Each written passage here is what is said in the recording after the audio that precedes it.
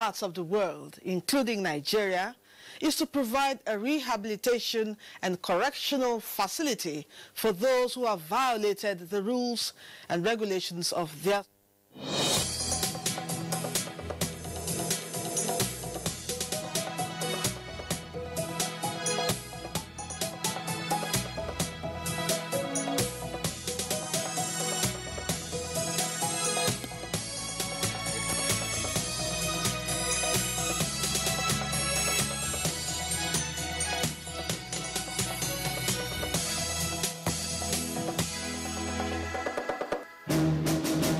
Political parties enter second phase of electioneering campaign as INEC lifts embargo.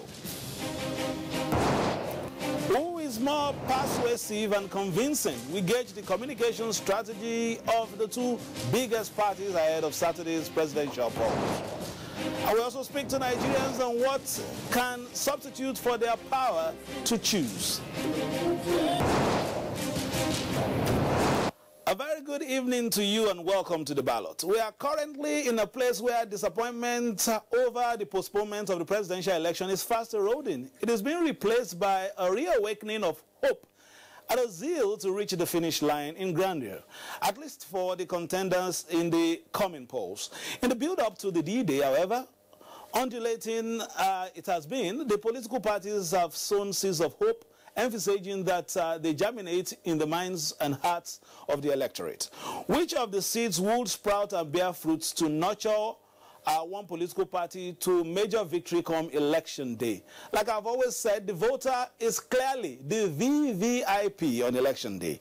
And his decision or her decision on who to choose, who to vote for is anchored on which candidate meets his or her perception of meaningful leadership. However, these days there are other ways to help the voter quickly make up his or her mind. It is unpatriotic, but unfortunately commonplace. We gauge the thoughts of Nigerians on vote buying.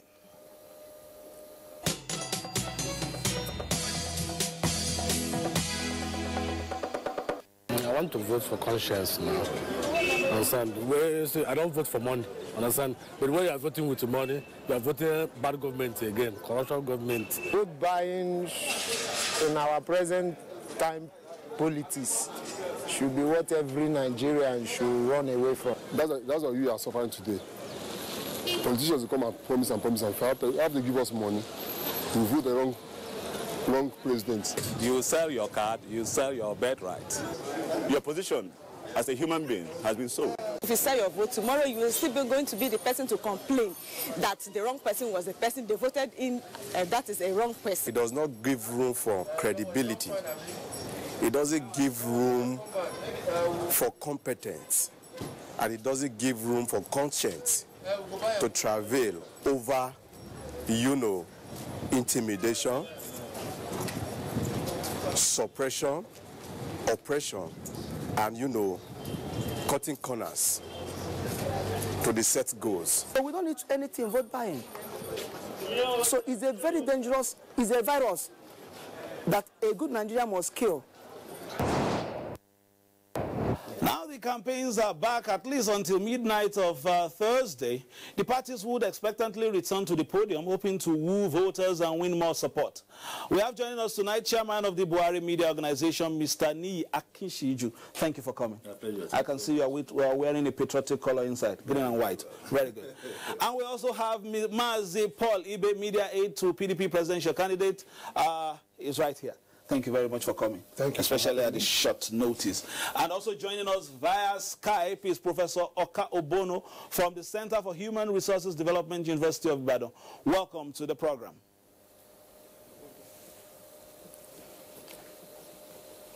Thank you very much. Can Prof hear me? Okay, let me start from you, Prof, very quickly. Help us put in context the intricacies of electioneering campaigns in Nigeria's Fourth Republic. How much role do the campaigns play, especially in swaying the voter, especially helping us to determine perhaps the winner of the presidential poll? In your experience, can you share this with us?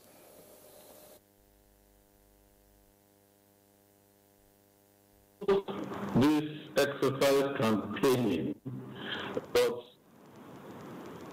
quite often it leaves a corrupting influence. We put the candidates in the sense that do not commence with find out what the electorate themselves want, and then meeting them to tell them how we have capabilities to meet those needs. In the process, you find that several parties are really doing the same thing. They are approaching the electorate from the same angles, massifying the electorate, gathering them in some kind of carnival atmosphere, whereas the issues to be discussed are sometimes literally life or death issues. So in terms of the dynamics of this campaign season, you actually find that sophisticated techniques are being used, for instance, on social media.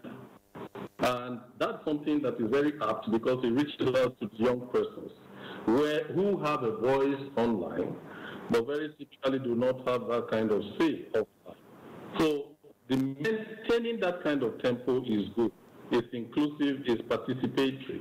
But in terms of very unique strategies that are ideologically based, you tend to find very common approaches being adopted by all sides to these elections. And in consequence, I do not really think that the method used by any one party will in and of itself have power to sway any undecided voters. I think what campaigning in this season can do is to rather ironically entrench rating positions. Anybody who is going left is going to stay and move further left. I think we can get the direction of your analysis. Let me start with Mr. Niyi. You had almost more or less concluded it based on your party's timelines, the pre-election campaign for the presidential election. Now, a new window of opportunity just arose. Have you been able to catch in on it, or are you just sitting pretty? Well, I think it's just it's natural, and that's why we actually had to protest, to INEC, to insist on lifting the ban on campaign. Because a week in politics is a long period, people tend to forget things, easily too. And because of the kind of momentum we had generated in our campaign the last time, and of course this discomfiting postponement of election, would have its own impacts on the mass of the people. So for us, there is a need to engage, going into the election on Saturday. And what we have done now is to activate all our structures to engage with the Nigerian people, because it is important for us. We like to talk to people, we like to interact with people, and of course we like to also celebrate the average Nigerian citizen. And that is why we had a very, very robust campaign. 30 days it may be, but very robust and very impactful too. Is this window coming as a plus or a minus? Well, it's akin to extra time, and we're trying to make, the best of the opportunity, continue our engagement as it relates to our core messaging of jobs, encapsulated in jobs, opportunity, being united, and security. And so we have a couple of rallies, regional rallies, planned, for some regional capitals to be able to, ramp up, our campaign and energize our base. Prof, let's take advantage of your experience. We have an unprecedented number of registered voters for this exercise, of about over 80 million voters. If we give or take those who didn't collect their PVCs, about over 3 million, we're still talking about a healthy number of about 77 million. In that case, are we expecting a huge turnout on Saturday, or what are the vagaries that may affect positively or adversely the turnout to be expected on Saturday, Prof?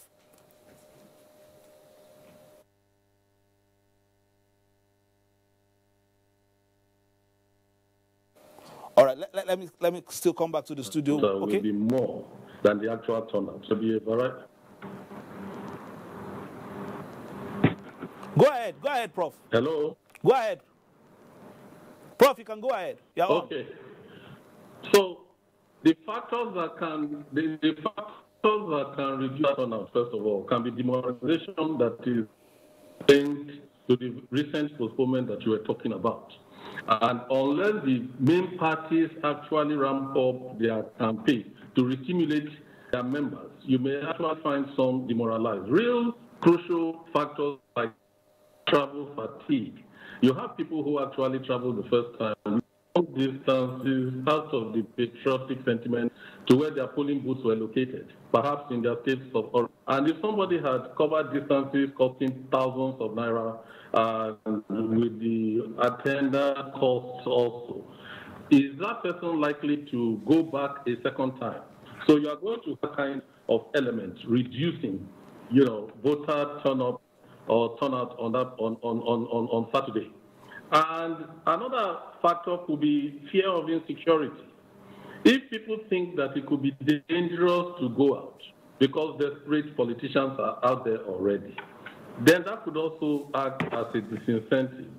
But if a party was already moving into the scheduled elections of with momentum, believing very strongly in their cause, and then seeing the dividends that perhaps incumbency had provided, they can be motivated to move. I think everybody needs to stay calm, pass across the message calmly. We are all Nigerians at the end of the day. This is not a war.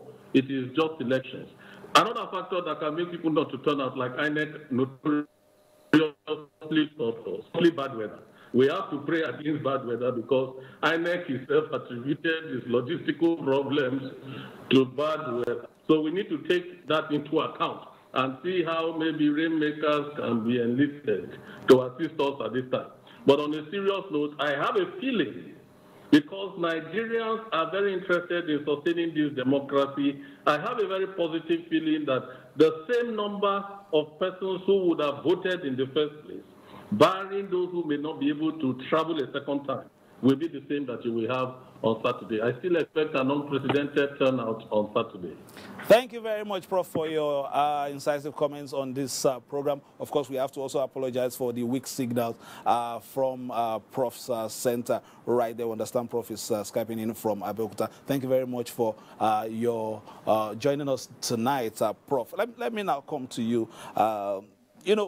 Prof raised a lot of issues, that could stop voters from, getting back to destination, especially the challenges of travel and, the size of the sheer size of the country. Are you putting that into, factoring that? Let me start with Umazi. Are you factoring in that to at least motivate people to come back?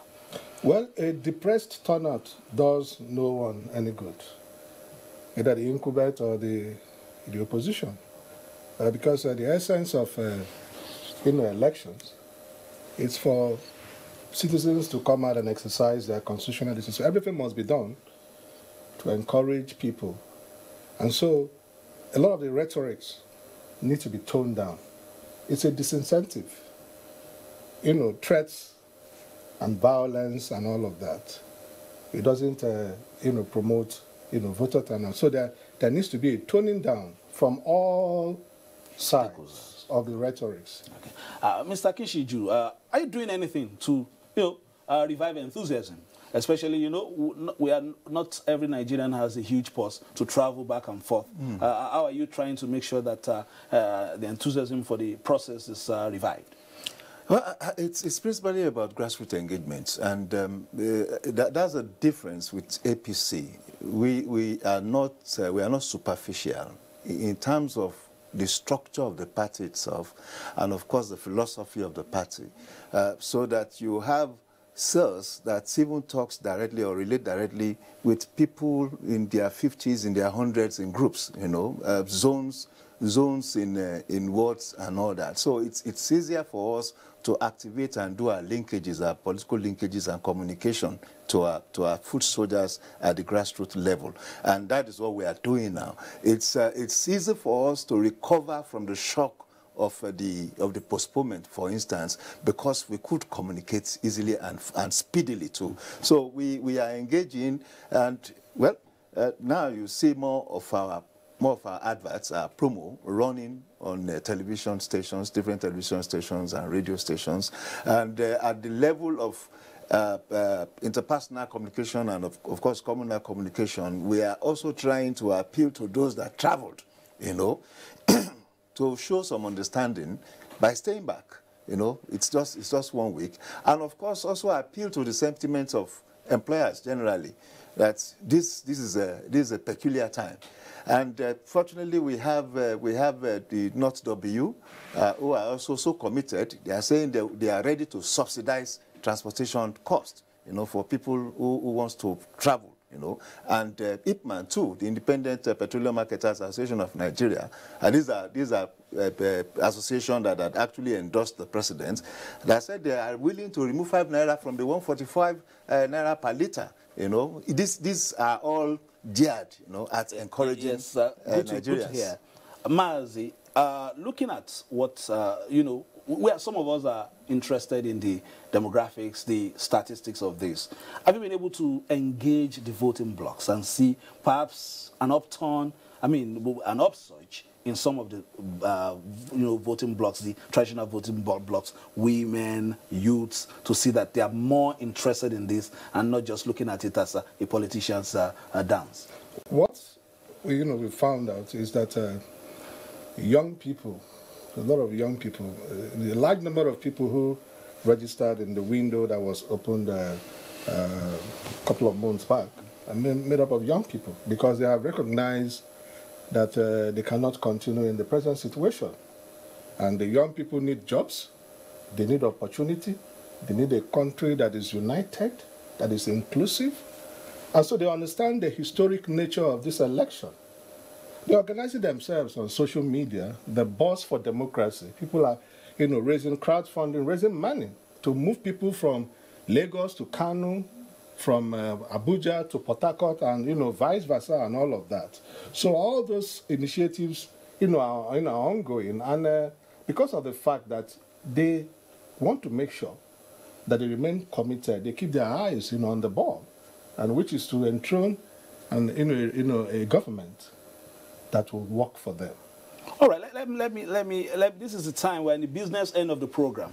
So normally we've had, a lot of feedback since the program started. And Nigerians, the youths and the women, they want to know the how. We've talked about, we want to do this, we want to do that, we want to do this. So I'll give you a little time, let's say 30 seconds to sell your candidate. Just talk about the how of 2 sectors, and then we'll give you, hand over the baton to your colleague. Let me start with Mazi. We understand the how. Yes, we understand the imperative of education. The future belongs to young people, and the power is in education. And so with, the requisite skills and experiences that is, Atiku Abubakar has garnered, both in the private sector and the public sector, somebody who is committed to education, he plans to ensure that the universal basic education law, as it was then, they promulgated into law, it should be up for review.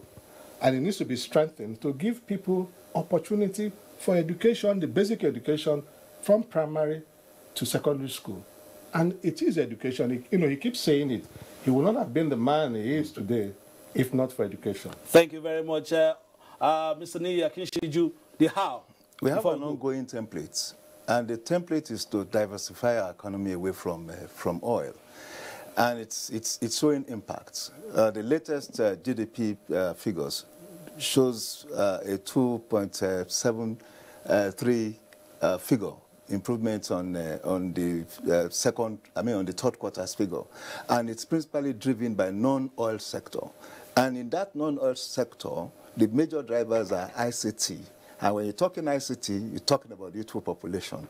The major drivers are also trade and services. If you are talking trade and services, you are talking about youth population. So at that level, it means that we are bringing in more of that population and we are empowering them. Because ICT mainly, you know, is what should drive an economy. And that is what we are doing. Thank you very much. I'm the umpire on this one. Yeah. And I want to thank you. Tonight is officially 4 days to D-Day in our recalibrated